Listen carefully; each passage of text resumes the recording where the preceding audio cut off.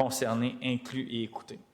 L'acceptabilité sociale dans ce dossier-là, dans celui des sites de consommation supervisée, est au cœur de la discussion. Si les gens n'ont plus confiance, si les gens des quartiers ne croient pas que c'est possible de faire, ne croient plus que c'est possible d'ouvrir des sites de consommation supervisés de manière claire, sereine, encadrée, dans le bénéfice de tous et de toutes, on n'y arrivera pas. Alors, c'est important de prévoir des espaces de dialogue citoyen. C'est important de faire en sorte qu'on va le réussir, puis de garder l'adhésion, puis de garder l'appui de nos citoyens et citoyennes pour ce qui se passe actuellement. Parce que, comme je le disais, à tous les jours, ils renversent des surdoses, Mme la Présidente. À tous les jours, il y a des vies qui sont sauvées. Ça, c'est honorable, c'est particulièrement important. Le dossier de la cohabitation, Mme la Présidente, depuis mon élection en 2023, ça a été le dossier le plus difficile. Le plus difficile de mon mandat. Les citoyens et citoyennes ont besoin de voir que la situation va s'améliorer, ont besoin de croire que c'est possible de faire une cohabitation harmonieuse dans nos quartiers entre la question des sites de consommation supervisée et la sécurité de tous et de toutes. Je envoie un message clair aux parents, aux citoyens que leurs inquiétudes sont légitimes, qu'ils sont entendus et qu'on prend action aujourd'hui de manière importante pour corriger le tout dès que possible, pour améliorer le tout dès que possible, parce que je l'ai dit plusieurs fois, le statu quo actuel n'était pas possible. Le statu quo ne pouvait pas être préservé et là où on va avancer, comment on va avancer, je le souhaite, va être garant de beaucoup plus de réussite et beaucoup plus de conciliation harmonieuse dans nos quartiers.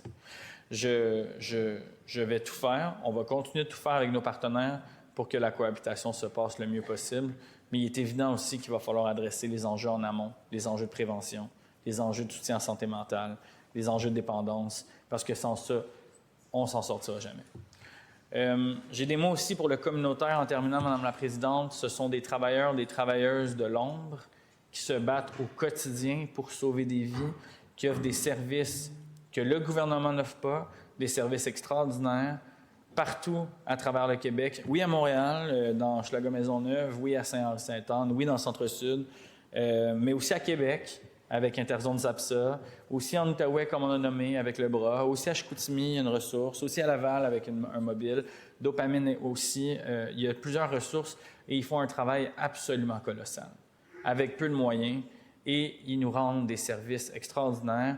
Et nous, notre travail ici, c'est de les aider, de les accompagner, de leur donner les moyens de réussir sur le terrain, à faire en sorte qu'on ait le plus de réduction possible des décès par surdose, parce que chaque vie perdue, c'est une vie de trop. Tout le monde au Québec maintenant connaît quelqu'un qui, malheureusement, a succombé d'une surdose, et c'est le milieu communautaire qui tient le fort. C'est le milieu communautaire qui s'assure qu'on s'en aille un jour dans la bonne direction. C'est le service qu'eux développent à des heures pas difficiles, pas faciles, avec des situations puis avec des clientèles qui ne sont pas toujours simples non plus, avec pas beaucoup de services, qui font en sorte que tout ça se tient, tout ça fonctionne. Et eux aussi méritent très clairement toutes nos félicitations, tous nos remerciements, parce que sans eux, on n'y arriverait pas. Sans eux, on ne pourrait pas y arriver. Alors, ce projet de loi, pour moi, dans la mouture finale, permet un équilibre suffisant entre les droits des citoyens et des citoyennes à avoir un quartier sécuritaire dans lequel la cohabitation existe, mais aussi les droits des plus vulnérables à espérer s'en sortir, à espérer d'avoir des services de consommation supervisés, à espérer une approche de réduction des méfaits. Et je pense, Madame la Présidente, qu'avec le travail qu'on a tous fait, on y est arrivé. Merci beaucoup.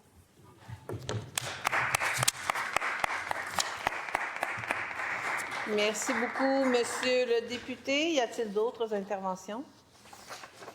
Le projet de loi numéro 103, loi visant à réglementer les sites de consommation supervisés afin de favoriser une cohabitation harmonieuse avec la communauté, est-il adopté? Adopté.